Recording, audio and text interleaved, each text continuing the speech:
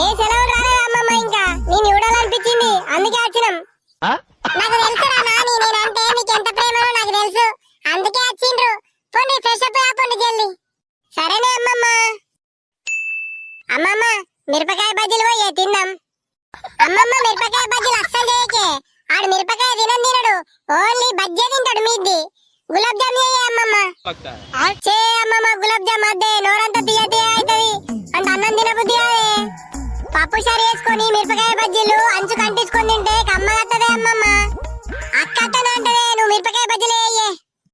అరే రెండు చేస్తారా, మీరు లొల్లి వరకుంటారా కొంచెం. అమ్మమ్మ ఒక 10 రూపాయలు కొనుకొచ్చుకుంటా. కొంచెం అయితే అన్నమే తింటాం కదా బేట, ఆ దుకాణంలో మంచిగా ఉన్నాయిరా అద్దు. అబ్బా అమ్మమ్మ ప్లీజ్ ఇయ్యే. సరే సరే ఇత్తా ఆగు. అరే వేస్ట్ ఫెల్లో, అమ్మ పైసలు అడగద్దన్నాయారు అమ్మమ్మని, మళ్ళీ అడుగుతున్నావా? నేను అమ్మకి చెప్తావు. నీ అమ్మ బక్క మొగం నువ్వు పుల్ల వేయడానికైతే ఫస్ట్ అయితే 10 రూపాయలు ఏమైతే అరిగిపోతుందా కరిగిపోతుందా?